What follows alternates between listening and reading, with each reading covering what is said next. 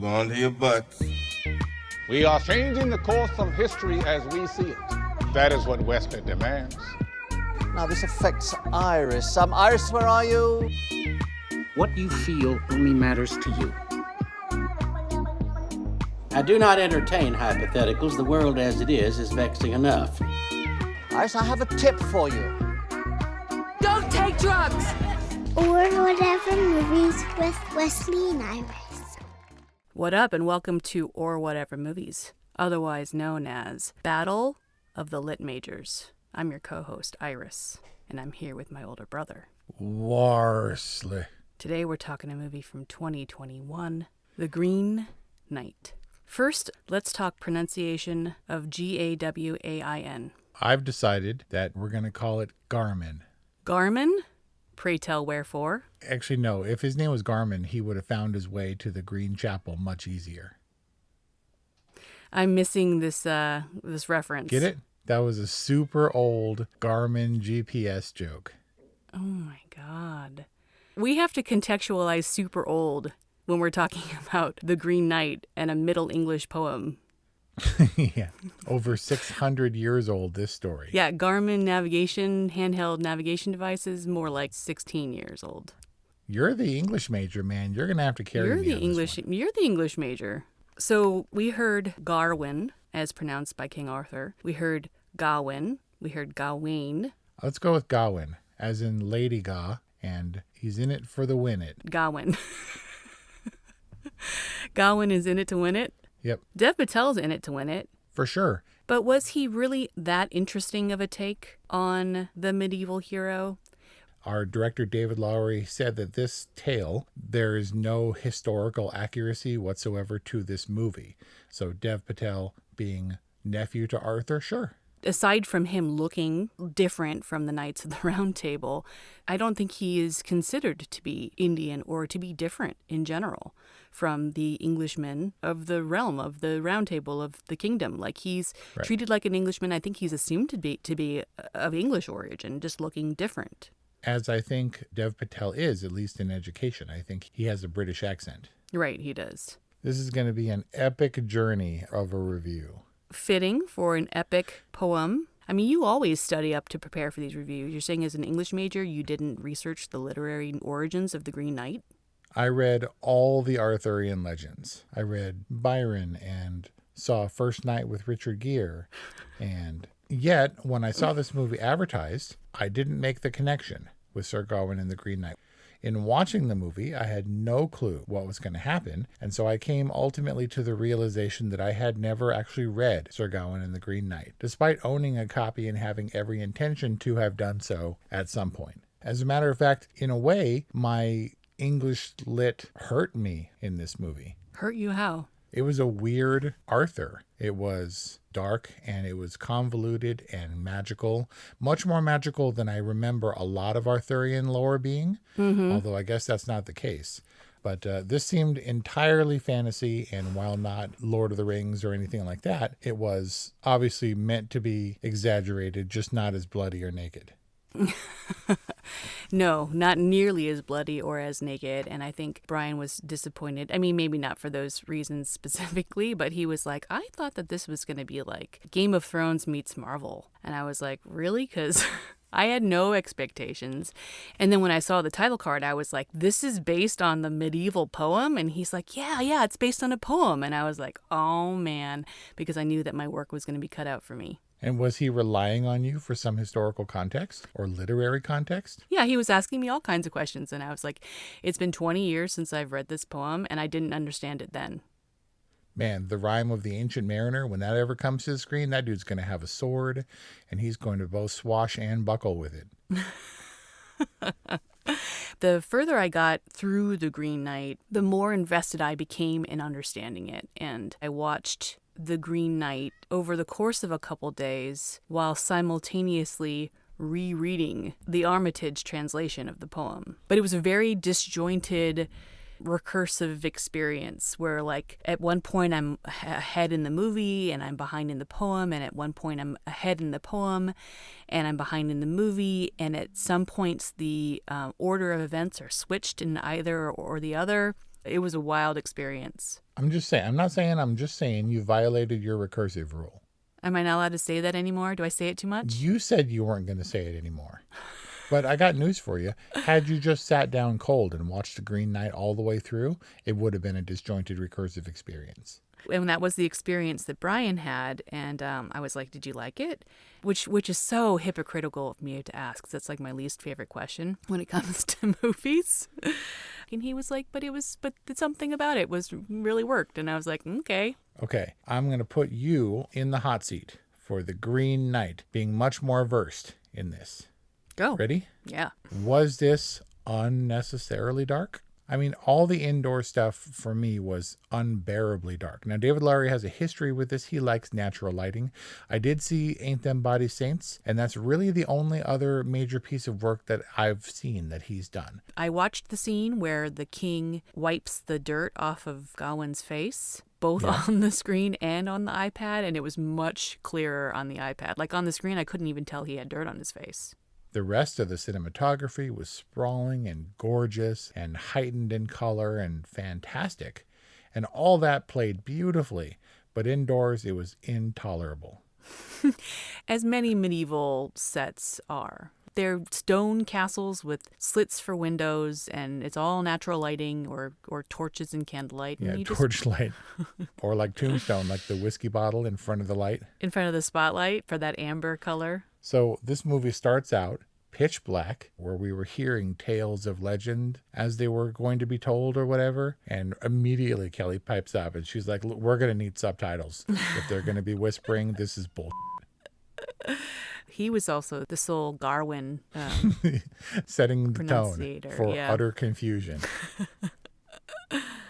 Sean Harris, it took me a long time to understand that he was Arthur and that the similarly tore-up looking queen was Guinevere, the famed medieval beauty. Yeah, this King Arthur was in very poor health and coming to the end of his reign. Yes. He seemed pretty frail to begin with, and his teeth hurt. And then the next time we see him, was the king knighting Gawain, or was he making him the king? Dubbing him his successor. He was a knight, although he was never explicitly a knight, I don't think, in this movie. I don't know, can you dub a successor? Maybe he was dubbing him a prince and the heir. The heir apparent. He was definitely not a knight in The Green Knight, because he's asked up top, "When are you going to become a knight?" "Soon. I've got time. Like, this was a recurring theme that Gawain was in search of his greatness, in search of his honor. Whereas in the poem, he is definitely a knight. He's a knight of Arthur's Round Table, while also being the king's nephew.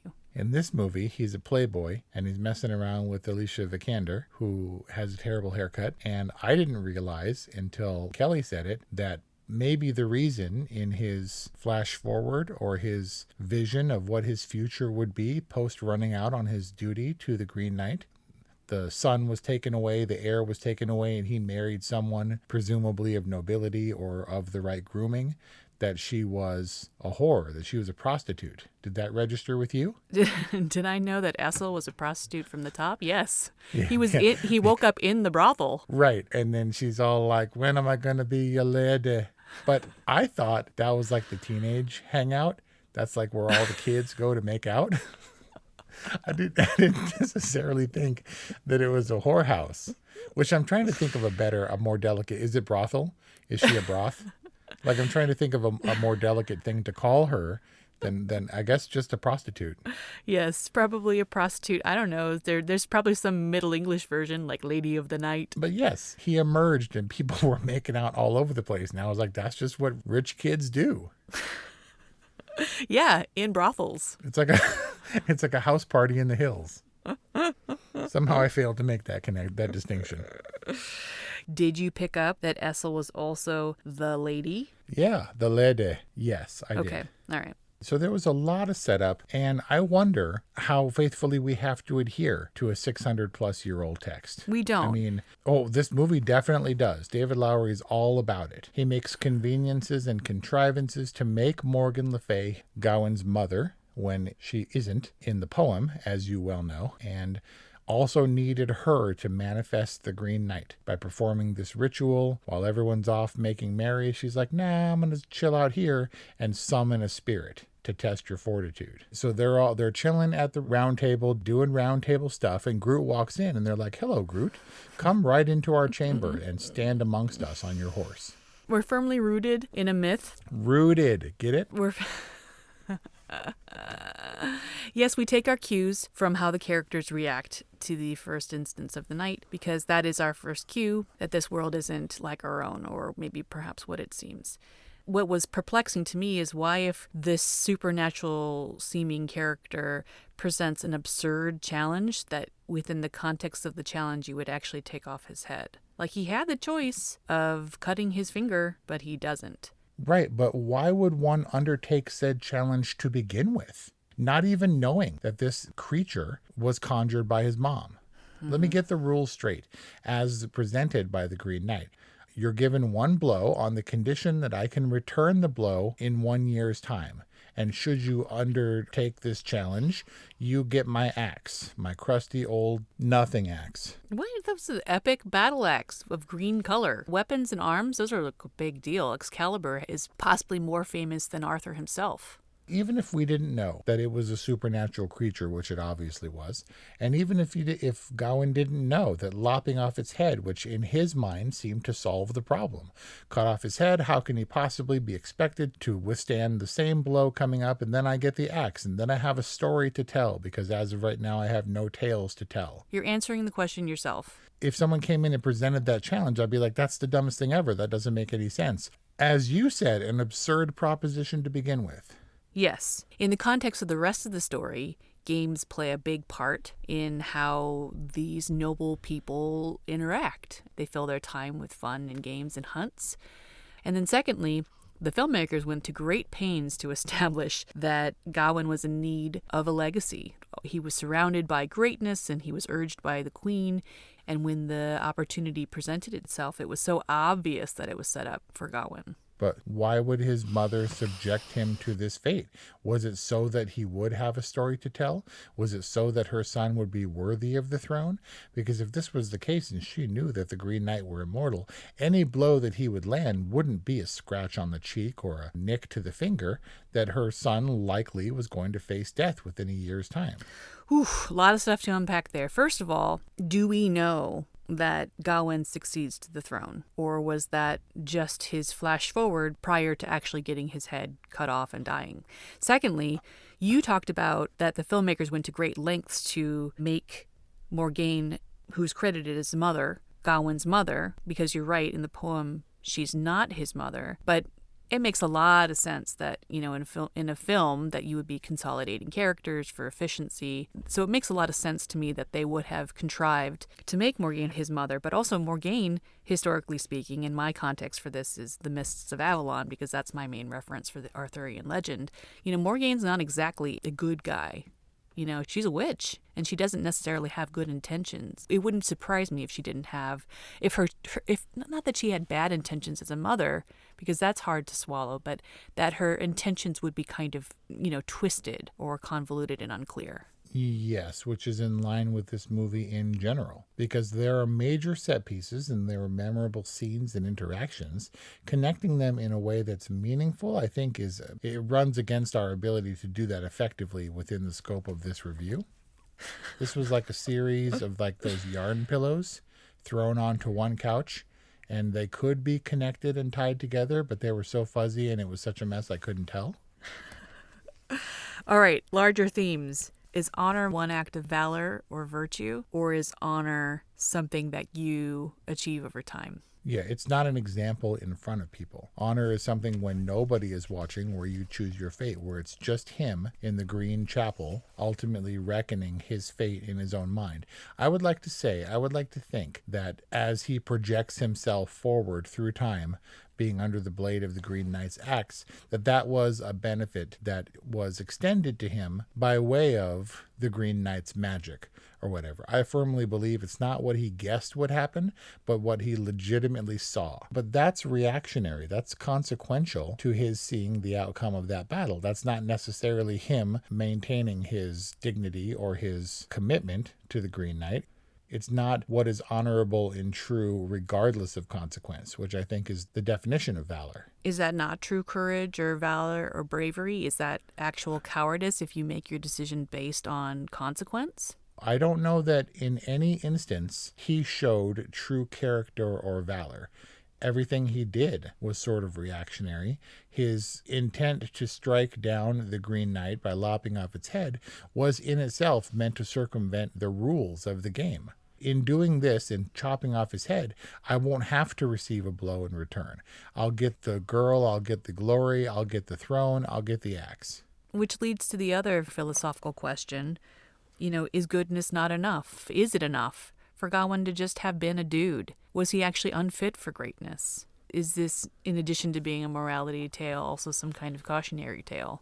I think it is more of a consequence tale. I think it is acknowledgement and acceptance of your lot, whatever that lot may be. If you embark on a quest for better or worse, you have to go through the motions and get things done.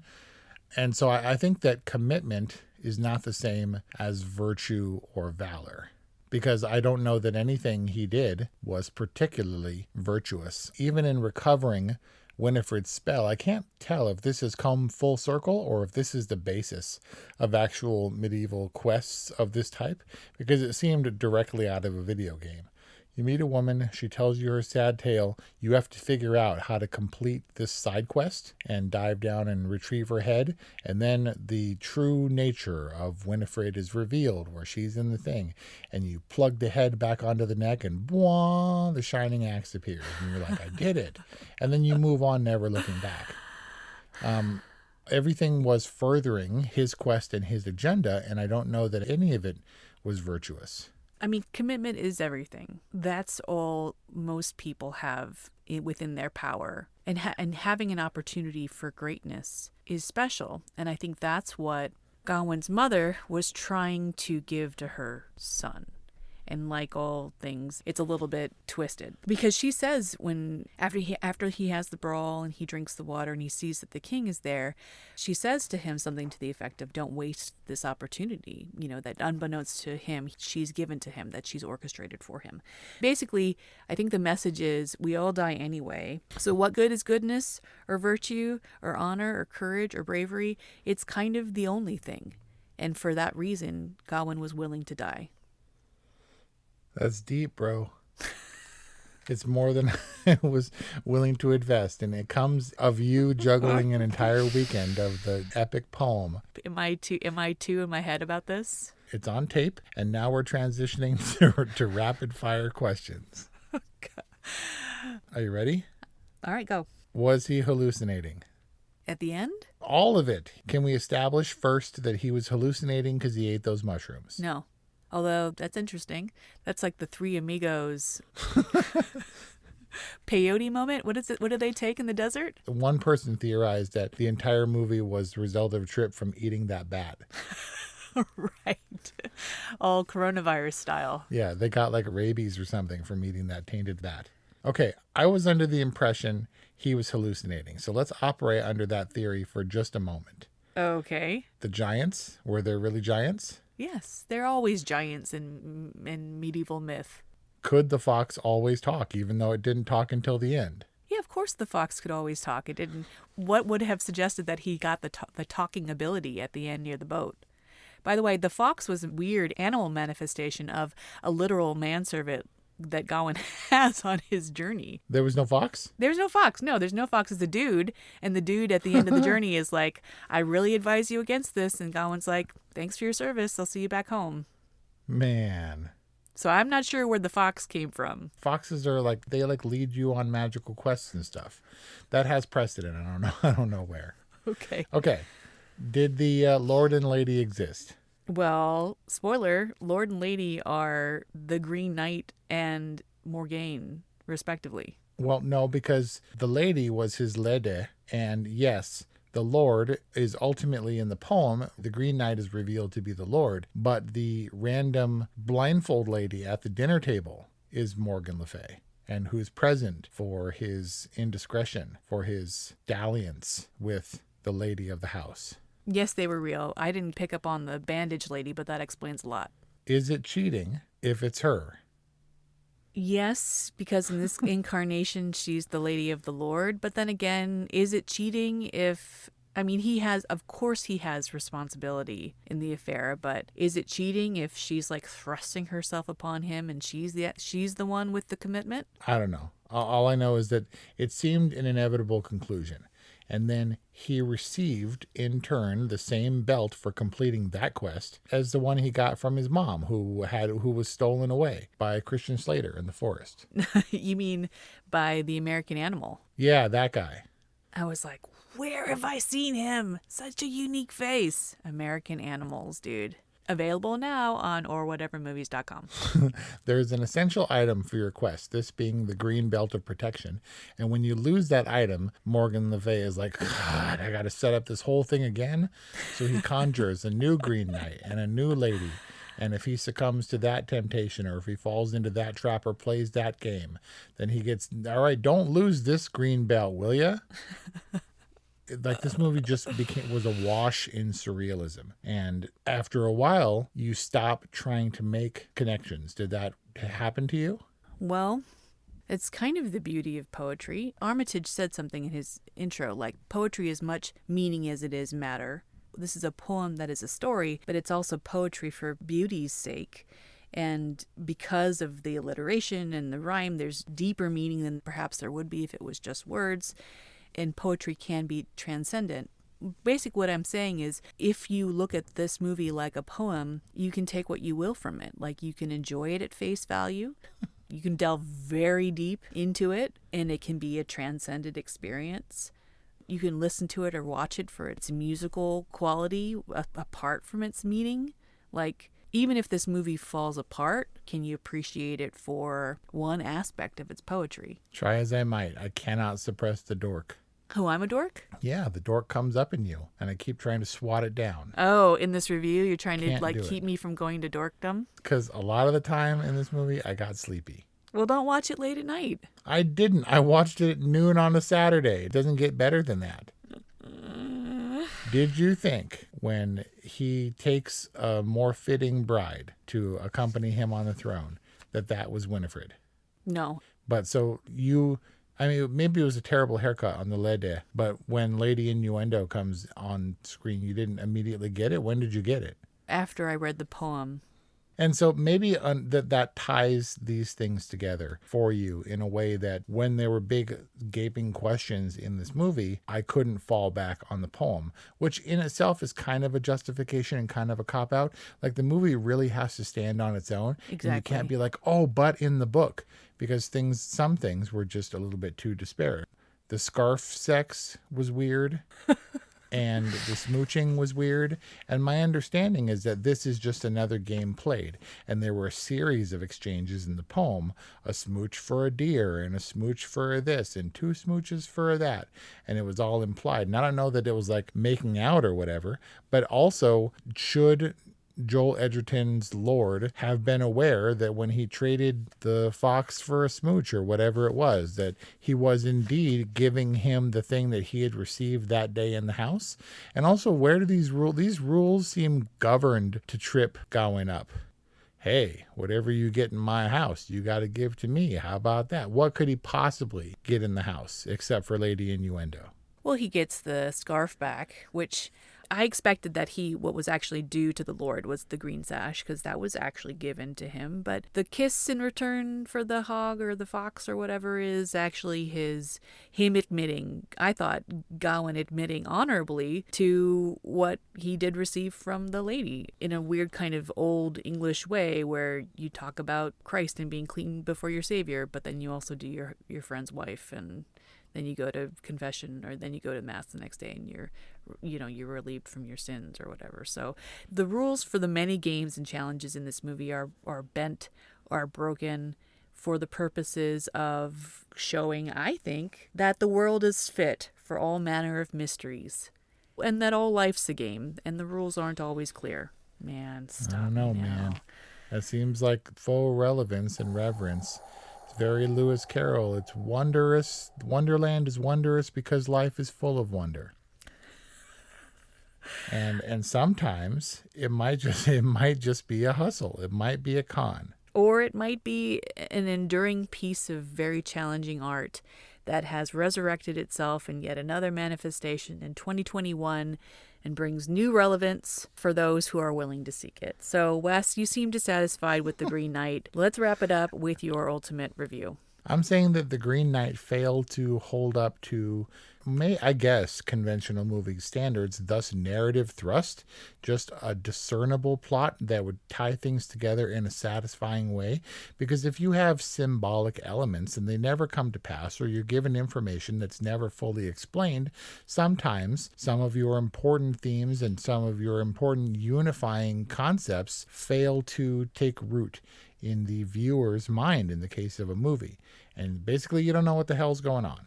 And it seemed like you, David Lowery, our writer-director, was enamored with the idea of long language shots, of which there were many, and they were also absolutely gorgeous. It was all natural lighting until it wasn't, until the magic came into play and stuff started happening. Shot on location in Ireland, it was just amazing looking. Long establishing shots and that beautiful shot of him on the horse with the kids playing and only following him so far, all great. And still, it seemed like he was so awash in the imagery of the poetry that he had to get it all on film. And this film was supposed to reach us 18 months ago for its first film festival date, and then it didn't, so he took like another 18 months to put it all together. And it seemed like, I could see the poetry in the shot, and I could feel the poetry in the disconnected themes where I didn't know what was happening.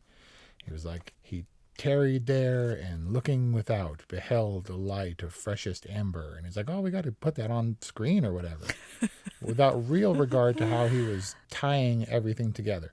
So the Green Knight was confusing, and I could see the attempts to infuse the imagery as symbolism throughout, and I'm not sure if it worked all the time, because I was like, that now the fox is talking?